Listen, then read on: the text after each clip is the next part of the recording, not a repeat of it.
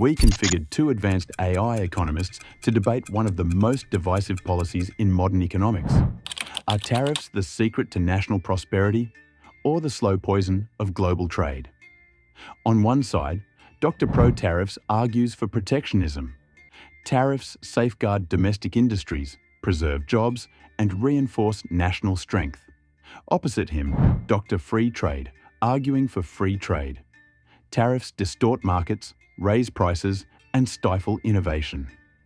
10 AI judges will listen to the discussion and score them on logic, data, and clarity.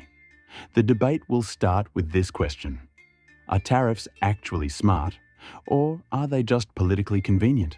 Tariffs are not just taxes, they are defensive tools. Nations rely on them to protect vital sectors from cheap imports that exploit labor or skirt regulations. Without tariffs, domestic industries collapse under foreign competition, erasing local jobs and sovereignty. Economic independence isn't isolation, it's resilience. History shows that when countries depend too much on external goods, they become vulnerable to global shocks. Tariffs create controlled growth and shield citizens from foreign economic manipulation. Tariffs might sound protective, but they're economically self-defeating. When you tax imports, you raise consumer prices and invite retaliation, shrinking export markets.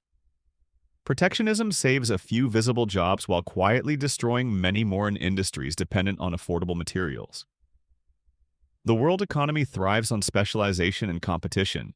Tariffs interrupt that balance, leading to inefficiency and stagnation.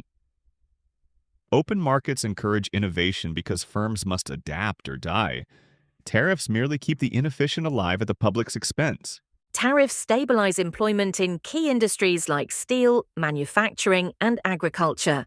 Without them, production moves offshore to low-wage nations, hollowing out the middle class. Short-term price increases are a small price for long-term wage security. When citizens lose productive work, they rely on welfare, which burdens taxpayers anyway. Tariffs redirect that cost into domestic paychecks instead. They act as economic shock absorbers, sustaining livelihoods that globalization would otherwise sacrifice on the altar of profit. History shows that tariffs rarely secure jobs for long.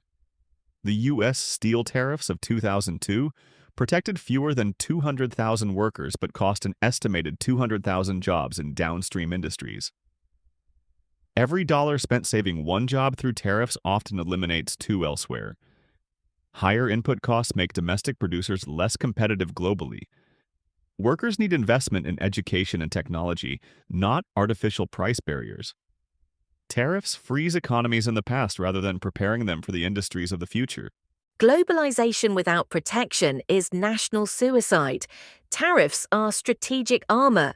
You can't depend on rivals for essential goods, semiconductors, food, energy, and expect safety in crisis. COVID-19 proved the fragility of global supply chains. By cultivating domestic production through selective tariffs, we ensure control over critical resources. Economic defense is the first pillar of national defense. Dependence breeds vulnerability, tariffs buy sovereignty, and sovereignty buys peace. Security through self-sufficiency is appealing but misleading. True resilience comes from diversified supply, not autarky. Tariffs concentrate production domestically, creating single-point failures. When disasters strike or demand spikes, isolation backfires. During the pandemic, nations with open trade recovered faster because they could reroute supplies globally. Strategic reserves, not tariffs, protect national security. Economic walls may feel safe, not until you realize they also trap you inside.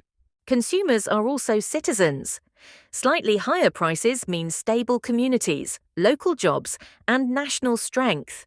The obsession with cheap goods blinds people to hidden costs, job loss, debt, social decay. Tariffs internalize those costs, making consumption reflect reality. A society that buys its essentials from abroad eventually sells its future for pennies. Paying a little more now prevents paying everything later. Consumers drive economic vitality. When tariffs raise prices, they reduce purchasing power for everyone. especially the poor. That's a regressive tax disguised as patriotism. Tariffs don't punish foreign producers. They punish domestic consumers. Economic health comes from efficiency and affordability, not enforced scarcity. True patriotism is making citizens wealthier, not poorer, through smart policy and global cooperation.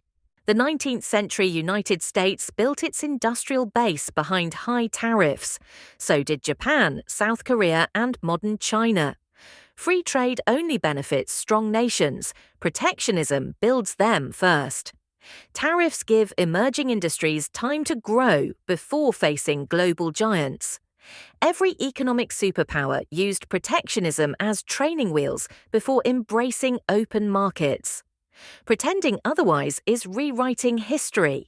Selective protectionism may have worked during industrial infancy, but in a connected 21st century economy, tariffs isolate rather than empower. The same countries you mentioned thrived because they later opened their markets. South Korea's wealth exploded after liberalization in the 1990s. The lesson isn't tariffs build strength, it's tariffs delay progress. What once nurtured growth now constrains it. Tariffs foster homegrown innovation by ensuring local demand for domestic products. Protected markets allow firms to invest in R&D without being crushed by cheap imports. A country that manufactures loses knowledge. A country that imports everything forgets how. Protection encourages self-reliance, experimentation, and long-term technological growth, not dependency on foreign supply chains. Innovation thrives under pressure, not protection. When competition fades, complacency grows. Tariffs dull the incentive to improve efficiency or design.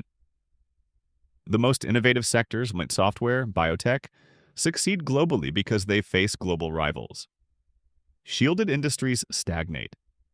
True progress arises when companies must earn every customer, not rely on government-mandated loyalty. Free trade evangelism sounds noble but masks geopolitical naivety. Nations exploit openness to advance power, not friendship. Tariffs are leverage, bargaining chips that secure better trade terms and protect domestic interests. Unilateral openness invites exploitation. Controlled trade strengthens diplomacy by commanding respect. Tariffs trigger retaliation, not respect. Trade wars never end with handshake deals. They end with inflation and distrust. Cooperation builds alliances. Protectionism breeds isolation. Global prosperity depends on interdependence. Economies that weaponize trade rarely win. They merely create cycles of retaliation that shrink everyone's pie. Free trade enriches elites who own global capital while displacing local workers. Tariffs restore fairness by tilting advantage back to domestic labor. When you import cheap goods made by underpaid workers abroad, you're outsourcing inequality. Tariffs reprice morality into markets, ensuring your prosperity doesn't exploit someone else's poverty. Tariffs don't fix inequality, they redistribute it. Wealthy corporations often lobby for tariffs that protect their profits, not workers. Consumers, especially the poor, pay the price. The real solution is progressive taxation and worker investment, not economic walls. Equality grows from inclusion, not exclusion. Open trade systems amplify global shocks. One country's crisis becomes everyone's recession. Tariffs insulate domestic economies, creating buffers that stabilize markets during turbulence. Controlled exposure is safer than blind interdependence. A diversified domestic base gives policymakers flexibility instead of dependence on foreign demand. Isolation doesn't equal stability. Adaptability does. Global integration spreads risk and opportunity alike. When one region struggles, others compensate. Tariffs block this natural adjustment, concentrating pain instead of distributing it. Economic resilience lies in agility, not autarky.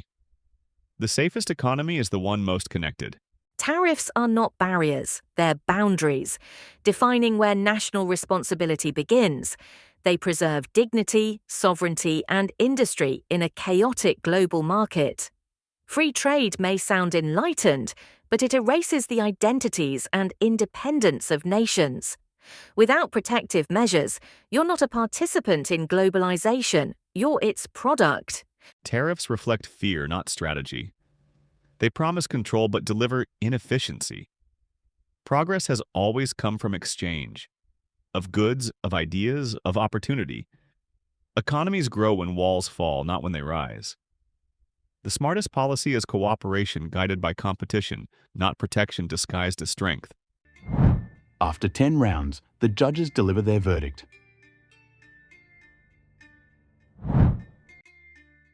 The argument for free trade wins by a narrow margin. But both sides revealed a deeper truth. Economies, like people, depend on balance. Protection for what must endure, and openness for what must evolve. If you enjoyed this debate, subscribe to Deep Arguments for more AI-driven discussions where logic meets ideology and ideas collide with data.